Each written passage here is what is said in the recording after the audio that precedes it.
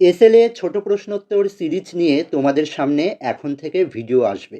SLA ছোট প্রশ্নোত্তর সিরিজে প্রতিটি টপিক থেকে ছোট প্রশ্ন ও তার উত্তরগুলো এমনভাবে খুঁটিয়ে খুঁটিয়ে তৈরি করা হয়েছে যে কোনো প্রশ্ন যাতে বাদ না যায়।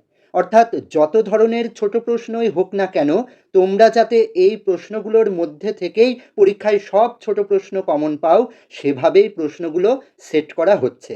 তবে হ্যাঁ, একটা কথা বলি, সেটা হচ্ছে টেক্সট বই পড়ার বিকল্প কিছু হয় না। তোমরা যত টেক্সট বই পড়বে তত ভালোভাবে উত্তর গুছিয়ে লিখতে পারবে। আজ জ্ঞানচক্ষু গল্প থেকে 91টি ছোট প্রশ্নোত্তর নিয়ে আলোচনা করব। তার আগে একটা কথা বলি, এই ধরনের ভিডিও নিয়মিত এই চ্যানেলে আসবে। ভিডিওগুলো দেখতে যারা এই চ্যানেলটিকে এখনও সাবস্ক্রাইব করনি তারা সাবস্ক্রাইব করে দিয়ে পাশে থাকা বেল আইকনটি অল করে দিও। আমরা শুরু করছি জ্ঞানচক্ষু গল্পের ছোট প্রশ্নোত্তর। এই প্রশ্নের মান 1, প্রত্যেকটা প্রশ্নের মান 1, 1 মার্কের কোশ্চেন প্রত্যেকটা। তার আগে বলি, যারা এই চ্যানেলটিকে এখনও সাবস্ক্রাইব করনি তারা চ্যানেলটিকে সাবস্ক্রাইব করে দিয়ে পাশে থাকা বেল আইকনটি অল করে দাও। আমরা শুরু করছি জ্ঞানচক্ষুর ছোট প্রশ্নোত্তর। দেখো, তার আগে একটা কথা বলি, এই জ্ঞানচক্ষু শব্দের অর্থ কী? জ্ঞানচক্ষু শব্দের অর্থ হলো অন্তর্দৃষ্টি। কি বললাম? অন্তর্দৃষ্টি। অর্থাৎ যে চোখ দিয়ে দেখলে আমরা কোনো বিষয়কে ভালো মন্দ বিচার করতে পারি, সেটা হচ্ছে জ্ঞানচক্ষু। আমরা প্রশ্নে চলে যাই। প্রথম প্রশ্ন, জ্ঞানচক্ষু গল্পটি কার লেখা? প্রথম প্রশ্ন, জ্ঞানচক্ষু গল্পটি কার লেখা? জ্ঞানচক্ষু গল্পটি আশাপূর্ণা দেবীর লেখা। 2 নম্বর প্রশ্ন, আশাপূর্ণা দেবীর লেখা দুটি গ্রন্থের নাম লেখো। আশাপূর্ণা দেবীর লেখা দুটি উল্লেখযোগ্য গ্রন্থ হল প্রথম প্রতিশ্রুতি, সোনার হরিণ। 3, আশাপূর্ণা দেবীর ট্রিলজি বা ত্রয়ী উপন্যাস কোনগুলি? আশাপূর্ণা দেবীর প্রথম প্রতিশ্রুতি, সুবর্ণলতা ও বকুল কথা, এই 3টি উপন্যাসকে ট্রিলজি বা ত্রয়ী উপন্যাস বলা হয়। পরের প্রশ্ন 4 নম্বর, জ্ঞানচক্ষু গল্পটি কোন মূল গ্রন্থের অন্তর্গত? জ্ঞানচক্ষু গল্পটি আশাপূর্ণা দেবীর কুমকুম নামক গল্প সংকলন গ্রন্থের অন্তর্গত। দেখো, কুমকুম এই গল্প সংকলন গ্রন্থটি 1970 খ্রিস্টাব্দে প্রকাশ পায়। তোমরা এই সালটা দিয়ে দেবে, ঠিক আছে? তাহলে তোমাদের উত্তরের মান আরও বাড়বে। পরের প্রশ্নে আমরা চলে যাই। 5 নম্বর প্রশ্ন, তপনের ছোট মাসির কেমনভাবে বিয়ে হয়েছিল? তপনের ছোট মাসির দেদার ঘটাপটা করে বিয়ে হয়ে গেল। কেমনভাবে বিয়ে হয়ে গেল? দেদার ঘটাপটা করে বিয়ে হয়ে গেল, অর্থাৎ খুব জাঁকজমক করে বিয়ে হয়ে গেল। পরের প্রশ্ন 6 নম্বর, সেই তিনি নাকি বই লেখেন। এখানে কার কথা বলা হয়েছে? এখানে তপনের ছোট মেসোমশাইয়ের কথা বলা হয়েছে। তোমরা যখন উত্তর লিখবে তখন এইভাবেই সম্পূর্ণ বাক্যে, পূর্ণ বাক্যে উত্তর লিখবে। 7 নম্বর প্রশ্ন, কথাটা শুনে তপনের চোখ কেমন হয়ে গেল? কথাটা শুনে তপনের চোখ মার্বেল হয়ে গেল। পরের প্রশ্ন, কোন কথা শুনে তপনের চোখ মার্বেল হয়ে গিয়েছিল? নতুন মেসোমশাই বই লেখেন, অর্থাৎ তিনি একজন লেখক, এ কথা শুনে তপনের চোখ মার্বেল হয়ে গিয়েছিল। 9 নম্বর প্রশ্ন, তপন মামাবাড়ি কেন এসেছে? ছোট মাসির বিয়ে উপলক্ষে তপন মামাবাড়িতে এসেছে। 10 নম্বর, তপন কাকে এত কাছ থেকে কখনো দেখেনি? জলজ্যান্ত একজন লেখককে তপন কাছ থেকে কখনো দেখেনি। 11, তপন কি জানতো না? উত্তর জলজ্যান্ত একজন লেখককে এত কাছ থেকে যে দেখা যায় তাই তপন জানতো না। 12, এ বিষয়ে সন্দেহ ছিল তপনের। কোন বিষয়ে? লেখকরা যে তপনের বাবা, ছোট মামা বা মেজ কাকার মতোই মানুষ, এ বিষয়ে তপনের সন্দেহ ছিল। এর পরের প্রশ্ন 13, কাকে দেখে তপনের জ্ঞানচক্ষু খুলে গেল? নতুন মেসোমশাইকে দেখে তপনের জ্ঞানচক্ষু খুলে গেল। নতুন মেসোমশাইকে দেখে তপনের জ্ঞানচক্ষু খুলে গেল। পরের প্রশ্ন, একেবারে নিছক মানুষ কার কথা বলা হয়েছে? এখানে তপনের ছোট মেসোমশাইয়ের কথা বলা হয়েছে। 15, তপনের লেখক মেসোমশাই অন্যান্য সাধারণ মানুষের মতন কি করেন? তপনের ছোট মেসোমশাই সবার মতো দাড়ি কামান, সিগারেট খান, খেতে বসেই আরে ব্যাস এত কখনো খাওয়া যায় এ কথা বলে অর্ধেক তুলিয়ে দেন। স্নানের সময় স্নান করেন, ঘুমানোর সময় ঘুমন, গল্প করেন, তর্ক করেন, সিনেমা দেখতে চলে যান কিংবা সেজেগুজে বেড়াতে বেরোন। পরের প্রশ্ন 16 নাম্বার, মামা বাড়িতে তপন বিয়ে উপলক্ষে এসে কেন থেকে গেছে? তপনের গরমের ছুটি রয়েছে, সেই জন্যে ছোট মাসির বিয়ে উপলক্ষে এসেও তপন থেকে গেছে। 17, তপনের ছোট মেসোমশাইয়ের পেশা কী, অর্থাৎ তিনি কি করেন? তপনের ছোট মেসোমশাই কলেজের প্রফেসর। পরের প্রশ্নে আমরা চলে যাই, 18 নম্বর প্রশ্ন, তপনের ছোট মেসোমশাই শ্বশুরবাড়িতে কদিন এসে রয়েছেন কেন? উত্তর, তপনের ছোট মেসোমশাইয়ের গরমের ছুটি চলছে, সেজন্য শ্বশুরবাড়িতে এসে কদিন রয়েছেন। 19, ছোট মেসোমশাইকে দেখার পর লেখক সম্পর্কে তপনের কোন ধারণা হয়েছিল? উত্তর, ছোট মেসোমশাইকে দেখার পর তপনের মনে হয়েছিল যে লেখক মানে কোনো আকাশ থেকে পড়া জীব নয়, তপনদের মতোই একজন মানুষ, এ কথা মনে হয়েছিল তপনের। 20 নম্বর প্রশ্ন দেখো, ছোট মাসি যখন তপনের লেখাটা ছোট মেসোমশাইকে দেখাচ্ছিল তখন ছোট মেসোমশাই কি করছিলেন? উত্তর, ছোট মাসি যখন ছোট মেসোমশাইকে তপনের লেখাটা দেখাচ্ছিল তখন ছোট মেসোমশাই দিবানিদ্রা দিচ্ছিলেন। হ্যাঁ, তিনি দিনের বেলায় ঘুমোচ্ছিলেন। প্রত্যেককে বলি, যারা এখনও এই চ্যানেলটিকে সাবস্ক্রাইব করনি তারা এই চ্যানেলটিকে সাবস্ক্রাইব করে দিয়ে পাশে থাকা বেল আইকনটি অল করে দিও। 21 নম্বর প্রশ্ন, না করে প্রবল আপত্তি তোলে, কে কেন আপত্তি তুলেছিল? তপন আপত্তি তুলেছিল। কেন আপত্তি তুলেছিল? তার কারণ ছোট মাসি তপনের লেখা গল্প ছোট মেসোমশাইকে দেখাতে যাচ্ছিল, সেই জন্যে তপন আপত্তি তুলেছিল। 22, মাসির হইচইতে তপনের মনের অবস্থা কেমন হয়েছিল? উত্তর, মাসির হইচইতে তপন মনে মনে পুলকিত অর্থাৎ আনন্দিত হয়েছিল। 23, লেখার প্রকৃত মূল্য কে বুঝবে বলে তপনের মনে হয়েছে? উত্তর, লেখার প্রকৃত মূল্য বুঝলে তপনের নতুন মেসোমশাই বুঝবে, এ কথা তপনের মনে হয়েছে। 24, রত্নের মূল্য জহুরির কাছেই, জহুরি কাদের বলে?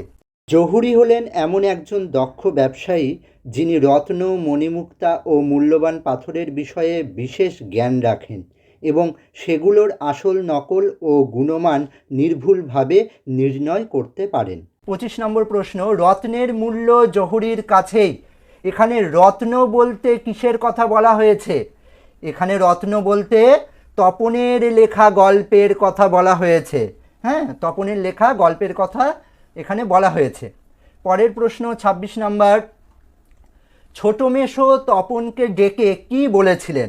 উত্তর, ছোট মেসো তপনকে ডেকে বলেছিলেন যে তার গল্পটা লেখা সুন্দর হয়েছে, বা তার গল্প, এখানে গল্প লেখাটা করে দাও, হ্যাঁ, তার গল্প লেখাটা সুন্দর হয়েছে, একটু কারেকশান করে দিলে ছাপতে দেয়া যাবে।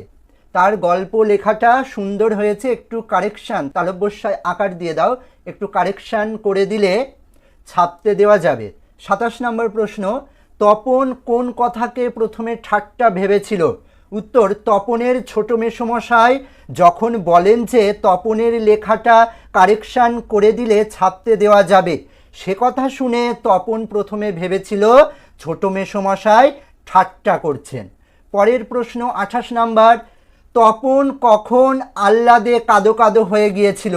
উত্তর, তপনের লেখা পড়ে নতুন মেসোমশাইয়ের মুখে তপন যখন করুণার ছাপ দেখতে পেল তখন তপন আহ্লাদে কাদো কাদো হয়ে গিয়েছিল।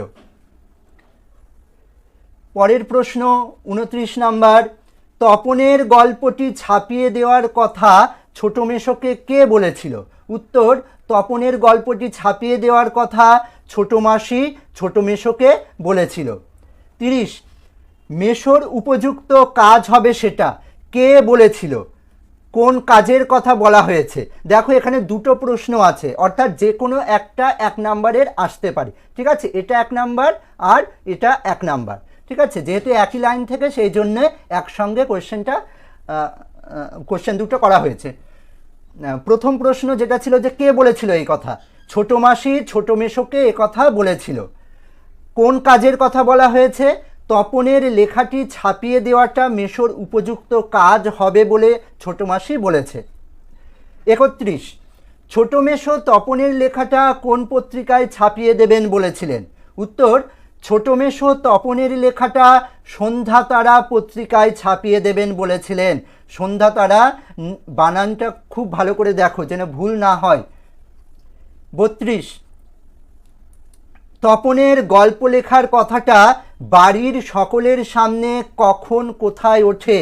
তপনের গল্প লেখার কথাটা বিকেলে চায়ের টেবিলে সকলের সামনে ওঠে। সবার সামনে কখন ওঠে? বিকেলে চায়ের টেবিলে সকলের সামনে তপনের গল্প লেখার কথাটা ওঠে। 33, কারা তপনের গল্প শুনে হেসেছিল? বাড়ির সবাই তপনের গল্প শুনে হেসেছিল। 34 নম্বর প্রশ্ন, তপনের হাত আছে কে একথা বলেছিল? নতুন মেসো একথা বলেছিলেন। তপনের যে লেখার হাত আছে, হ্যাঁ, সে কথাই মেসো বলতে চেয়েছেন যে তপনের হাত আছে একথা নতুন মেসো বলেছিলেন। তপনের বয়সের ছেলেমেয়েরা গল্প লিখতে গেলে কোন ধরনের গল্প লেখে? উত্তর, তপনের বয়সের ছেলেমেয়েরা গল্প লিখতে গেলেই হয় রাজারানীর গল্প, নয়তো খুন জখম অ্যাক্সিডেন্টের গল্প, অথবা না খেতে পেয়ে মরে যাওয়া, এই সমস্ত বিষয় নিয়ে গল্প লেখে। পরের প্রশ্ন 36, তপন কোন বিষয় নিয়ে গল্প লিখেছে? উত্তর, তপন ওর ভর্তি হওয়ার দিনের অভিজ্ঞতা আর অনুভূতির বিষয় নিয়ে গল্প লিখেছে। 37 নাম্বার, তপন কৃতার্থ হয়ে বসে বসে দিন গোনে। কেন তপন দিন গোনে? উত্তর, ছোট মেসো তপনের গল্পটি ছাপানোর উদ্দেশ্যে নিয়ে গিয়েছিলেন। সেই ছাপার অক্ষরে নিজের গল্প দেখার অপেক্ষায় তপন কৃতার্থ হয়ে বসে বসে দিন গোনে। কৃতার্থ মানে ধন্য হওয়া বা সন্তুষ্ট হওয়া। 38, তপন কৃতার্থ হয়ে বসে বসে দিন গণে। তপন কৃতার্থ হয়ে বসে বসে দিন গোনে। তপন কৃতার্থ হয়েছিল কেন? উত্তর, তপনের নতুন মেসো তপনের লেখা গল্প সন্ধ্যা তারা পত্রিকায় ছাপিয়ে দেবেন বলে নিয়ে গিয়েছিলেন, সেই জন্য তপন কৃতার্থ হয়েছিল। 39, এই কথাটাই ভাবছে তপন রাত দিন। কোন কথা? কখন তপনের লেখা গল্প ছোট মেসোমশাই ছাপার অক্ষরে আনবেন তপনের সামনে, সেই কথাই তপন রাত দিন ভাবছে। পরের প্রশ্ন 40 নাম্বার, কাজেই গল্প জিনিসটা যে কি সেটা জানতে তপনের বাকি নেই। কেন? অর্থাৎ কেন বাকি নেই? উত্তর, তপন ছেলেবেলা থেকেই রাশি রাশি গল্প শুনেছে আর এখন সে অনেক গল্প পড়ছে, সেই জন্যে তপনের গল্প জিনিসটা সম্পর্কে ভালো জ্ঞান আছে। যারা এখনও এই চ্যানেলটিকে সাবস্ক্রাইব করনি তারা চ্যানেলটিকে সাবস্ক্রাইব করে দিও আর পাশে থাকা বেল আইকনটি অল করে দিও। এই ধরনের আরও ভিডিও তোমাদের সামনে আসতে চলেছে। 41 নম্বর প্রশ্ন, শুধু এইটাই জানা ছিল না, কার কোন বিষয়ে জানা ছিল না? উত্তর, সহজ মানুষ অর্থাৎ সাধারণ মানুষই গল্প লিখতে পারে, এটাই তপনের জানা ছিল না। 42, কাকে দেখে তপন জানলো যে সহজ মানুষেই লিখতে পারে? উত্তর, নতুন মেসোকে দেখে তপন জানলো যে সহজ মানুষেই লিখতে পারে। হ্যাঁ, এখানে পারে হবে, রয় একার হবে। পরের প্রশ্ন আমরা দেখব 43, তপনের মা তপনের কোন খাতা বিয়েবাড়িতে এনেছেন? উত্তর, তপনের মা তপনের হোম টাস্কের খাতা বিয়েবাড়িতে এনেছেন। 44, হোম টাস্কের খাতা আর কলম নিয়ে তপন কখন কোথায় উঠে গেল? উত্তর, হোম টাস্কের খাতা আর কলম নিয়ে তপন দুপুরবেলা 3 তলার সিঁড়িতে উঠে গেল। 45, তপন 3 তলার সিঁড়িতে উঠেছিল কেন? উত্তর, তপন গল্প লেখার জন্য 3 তলার সিঁড়িতে উঠেছিল। এবার 46 নম্বর প্রশ্নে যাই। মাথার চুল খাড়া হয়ে উঠল, কার মাথার চুল কেন খাড়া হয়ে উঠেছিল? উত্তর, তপনের মাথার চুল খাড়া হয়ে উঠেছিল কারণ তপন একটা আস্ত গল্প লিখে ফেলেছিল, সেই জন্য সেও একটু আশ্চর্য হয়ে গেছিল। 47, গল্প লেখার পর তপনকে কি বলা চলে? গল্প লেখার পর তপনকে লেখক বলা চলে। 48, হঠাৎ ভয়ানক একটা উত্তেজনা অনুভব করে তপন। তপন ভয়ানক একটা উত্তেজনা অনুভব করেছিল কেন? উত্তর, যে গল্পটা তপন লিখেছিল সেটা হুবহু গল্পের মতোই লাগছিল, অর্থাৎ সে এখন লেখক, এ কথা ভেবে তপন ভয়ানক একটা উত্তেজনা অনুভব করেছিল। 49, তপন গল্প লেখার কথা কাকে প্রথম জানিয়েছিল? উত্তর, তপন গল্প লেখার কথা তার ছোট মাসিকে প্রথম জানিয়েছিল। এবার আমরা 50 নম্বর প্রশ্নোত্তরে যাব। ছোট মাসি তপনের চেয়ে কত বছরের বড়? উত্তর, ছোট মাসি তপনের চেয়ে 8 বছরের বড়। 51, মামা বাড়িতে তপনের চিরকালের বন্ধু কে? উত্তর, মামা বাড়িতে ছোট মাসি তপনের চিরকালের বন্ধু। 52 নম্বর প্রশ্ন, গল্প লেখার কথা তপন ছোট মাসিকেই কেন বলেছিল? ওই যে ছোট মাসিকেই প্রথম গিয়ে বলল যে আমি একটা গল্প লিখে ফেলেছি, তার কারণ তপনের ছোট মাসি তপনের চেয়ে 8 বছরের বড় হলেও সমবয়সী। লেখিকা নিজেই বলছেন যে 8 বছরের বড় হলেও সমবয়সী, সে তপনের চিরকালের বন্ধু। সেই জন্য গল্প লেখার ভয়ানক আনন্দের খবরটা ছোট মাসিকেই বলেছিল, অর্থাৎ 8 বছরের বড় হলেও সমবয়সীর মতোই তারা একে অপরের সঙ্গে আচরণ করে, আর তপনের চিরকালের বন্ধু ছোট মাসি, সেই জন্য গল্প লেখার আনন্দের খবরটা ছোট মাসিকেই বলেছিল প্রথম। 53, বিয়ে হয়ে ছোট মাসি কেমন প্রকৃতির হয়ে গেছে? বিয়ে হয়ে ছোট মাসি একটু মুরব্বি হয়ে গেছে। এবার আমরা 54 নম্বর প্রশ্নে যাব। ও মা, এ তো বেশ লিখেছিস রে। অথবা একই লাইন থেকে প্রশ্ন আসতে পারে যে কোনোখান থেকে টুকলিফাই করিসনি তো? কে কাকে একথা বলেছিল? তপনের ছোট মাসি তপনকে একথা বলেছিল। ওই যে যখন গল্পটা নিয়ে গিয়ে ছোট মাসিকে দেখালো, তপনের লেখা গল্পটা, সেই সময় ছোট মাসি একথা বলেছিল। 55, রোশ তোর মেসোমশাইকে দেখায়, কে কি দেখিয়েছিল? উত্তর, তপনের ছোট মাসি তপনের লেখা গল্প মেসোমশাইকে দেখিয়েছিল। পরের প্রশ্ন, 56 নম্বর প্রশ্ন, তপন মামা বাড়ি থেকে বাড়িতে চলে এসেও কিসের অপেক্ষা করছিল?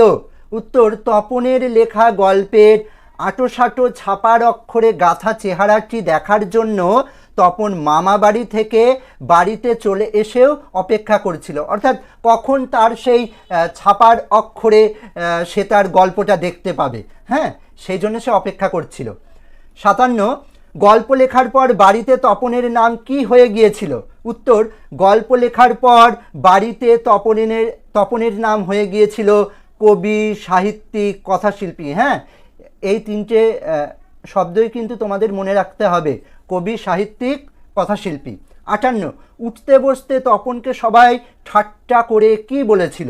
উত্তর, উঠতে বসতে তপনকে ঠাট্টা করে সবাই বলেছিল যে তার হবে, অর্থাৎ সে ভালো লেখক হবে। এবার আমরা 49 নম্বর প্রশ্নে চলে যাই। সকলের ঠাট্টা তামাশার মধ্যে তপন আরও কতগুলি গল্প লিখেছিল? সকলের ঠাট্টা তামাশার মধ্যে তপন আরও 2-3টে গল্প লিখেছিল। 60 নম্বর প্রশ্ন, ছুটি ফুরিয়ে এলেও তপনের কোন কাজ শেষ হয়নি?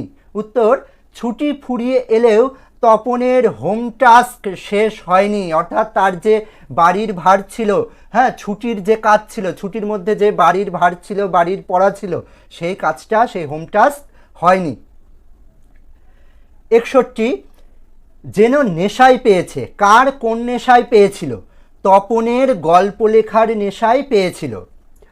62 ছুটি শেষ হয়ে পড়া শুরু হলে তপন কোন আশা ছেড়ে দিয়েছিল?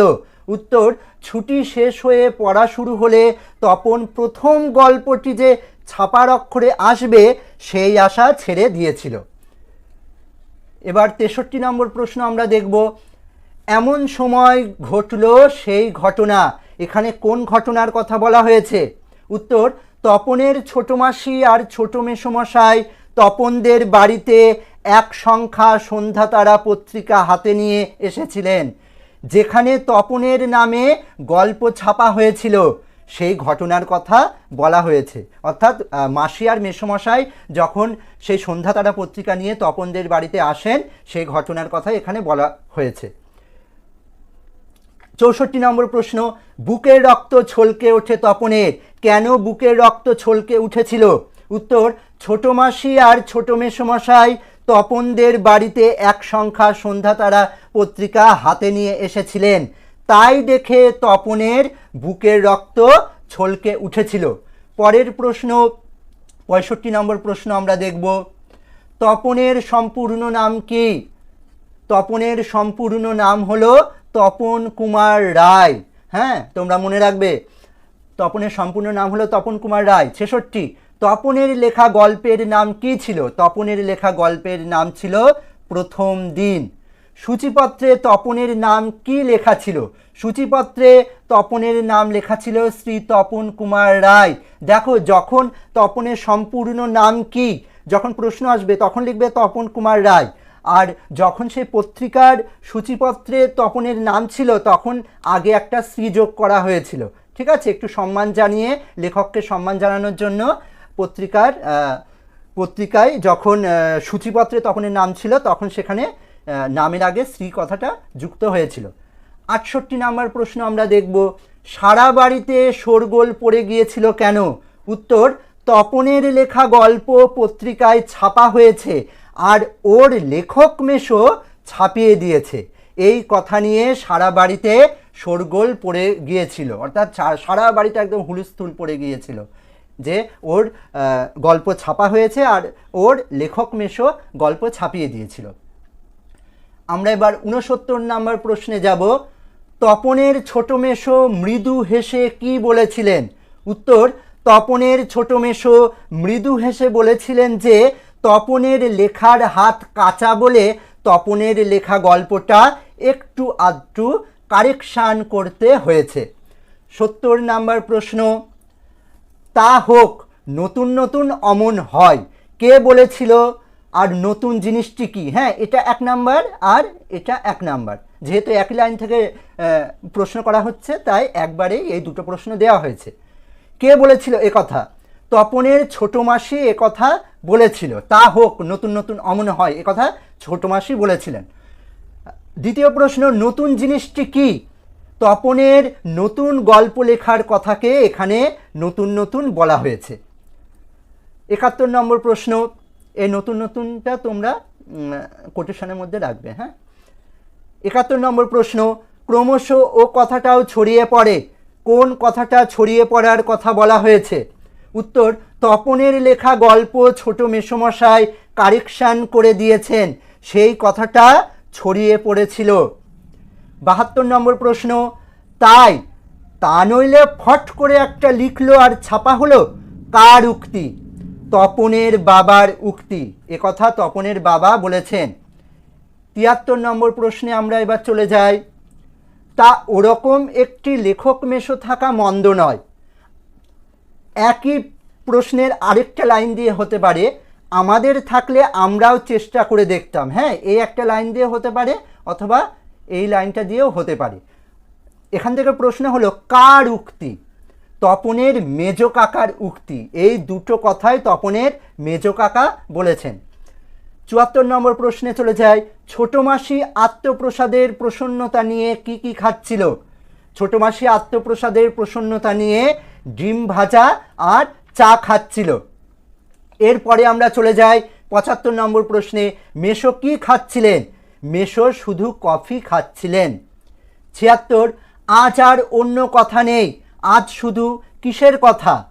উত্তর, আজ শুধু তপনের গল্পের কথা আর তপনের নতুন মেশোর মহত্বের কথা সবাই বলছিল। পরের প্রশ্নে আমরা চলে যাই 77 নম্বর প্রশ্ন। তপন যেন কোথায় হারিয়ে যায় এই সব কথার মধ্যে? কোন কথা, অর্থাৎ কোন কথার মধ্যে হারিয়ে যায়? একই লাইন থেকে প্রশ্ন হতে পারে, গল্প ছাপা হলে যে ভয়ঙ্কর আহ্লাদটা, এখানে একটা দ হবে, হ্যাঁ, এখানে আকার হবে না, আর এখানে একটা দ হবে। আমি আহ্লাদ বানানটা আরেকবার লিখে দিই,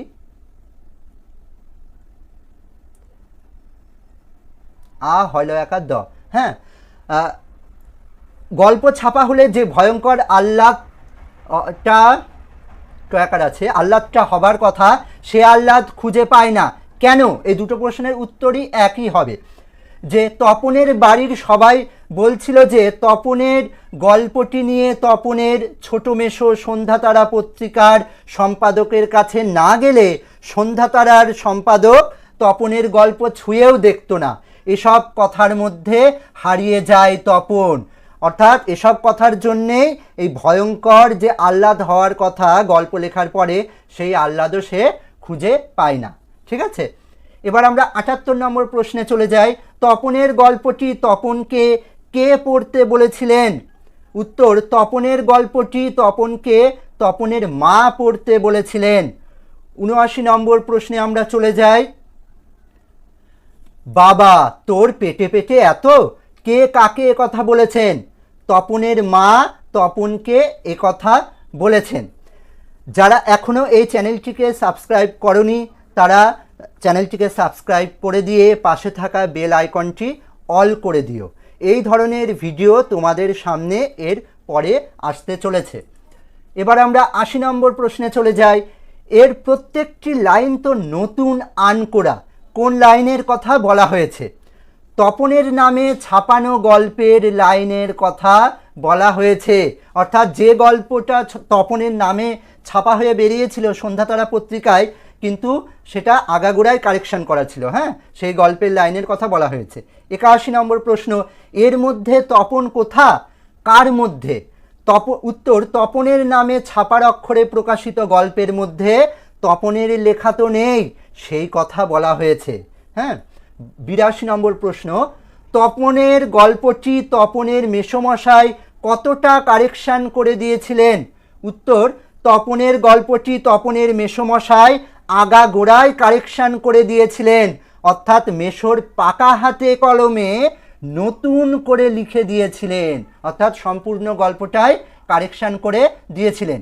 এবার আমরা চলে যাই 83 নম্বর প্রশ্নের উত্তরে। 83 নম্বর প্রশ্ন কি আছে? বোবার মতো বসে থাকে। কে কেন বোবার মতো বসেছিল? উত্তর, তপন বোবার মতো বসেছিল কারণ তপন গল্প পড়ে বুঝেছিল যে সেই গল্প আগাগোড়ায় কারেকশন করা হয়েছে, তার নিজের লেখা গল্পটি নয়, অর্থাৎ তার নিজের লেখা গল্পটি নয়, সেটা তার নিজের লেখা গল্প ছিল না।